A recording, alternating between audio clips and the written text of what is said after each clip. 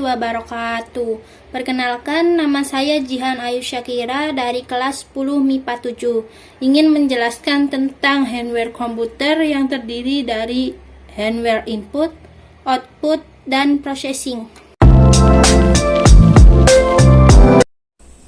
Hardware komputer merupakan perangkat keras yang secara umum mencangkup perangkat semua device atau komponen apapun yang berbentuk fisik yang dapat dilihat serta dapat diraba.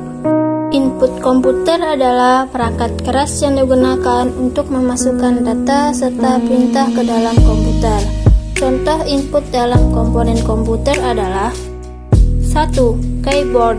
Keyboard merupakan papan berisikan tombol huruf dan angka. Keyboard sering digunakan untuk memberikan perintah pada komputer, mengetik dokumen, atau menjalankan proses input lainnya. 2. Mouse. Mouse adalah alat yang bisa digunakan untuk mengendalikan pergerakan kursor yang ada di layar. Fungsi utama mouse ialah menggerakkan kursor, membuka dan menutup program, dan lain sebagainya. 3. Mikrofon. Mikrofon adalah alat input yang sering dipakai untuk memasukkan data atau perintah dalam bentuk suara. Mikrofon juga sering digunakan untuk berbicara dengan lawan bicara yang terhubung dengan internet. 4. Scanner. Scanner merupakan alat yang sering dimanfaatkan untuk mengubah materi cetak, seperti teks atau gambar, ke bentuk yang bisa dibaca atau dilihat di komputer. 5. Webcam. Webcam adalah alat yang sering dipasang di bagian atas komputer atau laptop. Webcam dimanfaatkan untuk mengambil gambar atau video dan kemudian dikirim ke orang lain. 6. Joystick. Joystick adalah salah satu alat input komputer yang bisa digerakkan ke berbagai arah. Joystick sering disebut dengan tuas kontrol. Output merupakan perangkat keras yang digunakan untuk menyampaikan informasi pada satu orang atau lebih. Contoh output dalam komponen komputer adalah 1. Monitor. Monitor adalah bagian unit komputer yang menampilkan visual data, gambar atau program yang sedang dijalankan. Monitor terdiri atas berbagai jenis, ada yang LCD, flat, dan lain sebagainya.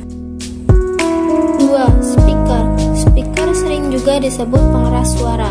Biasanya speaker dipakai untuk mendengarkan musik, suara, ataupun bentuk audio lainnya.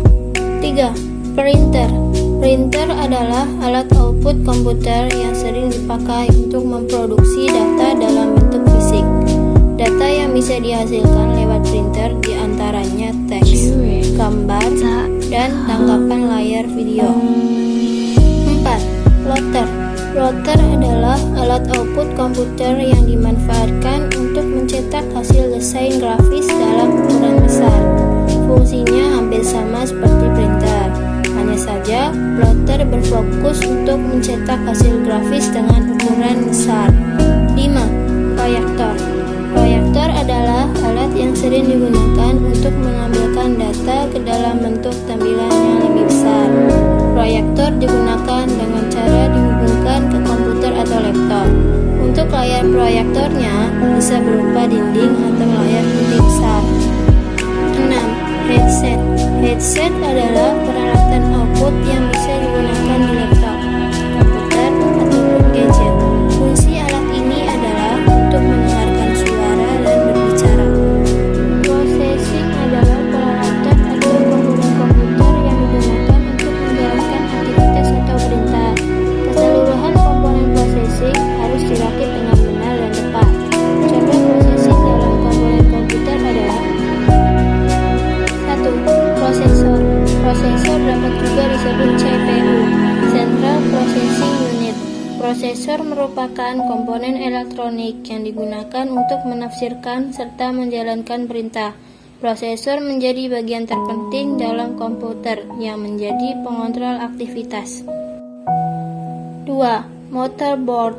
Sering disebut pula mainboard. Motherboard merupakan papan sirkuit yang terdiri atas semua komponen penting dalam komputer, seperti CPU, VGA port, USB port, dan lain sebagainya. 3. Power supply adalah perangkat yang digunakan untuk mengisi daya atau tegangan ke dalam komponen komputer. Power supply berfungsi untuk mengubah tegangan AC ke taraf tegangan lainnya. 4. RAM merupakan singkatan dari Random Access Memory. RAM merupakan media penyimpanan sementara untuk komputer. RAM hanya bekerja saat komputer dalam kondisi menyala. Ketika sudah mati, maka penyimpanannya akan kosong kembali. Sekian penjelasan dari saya, kurang lebihnya mohon maaf. Wassalamualaikum warahmatullahi wabarakatuh.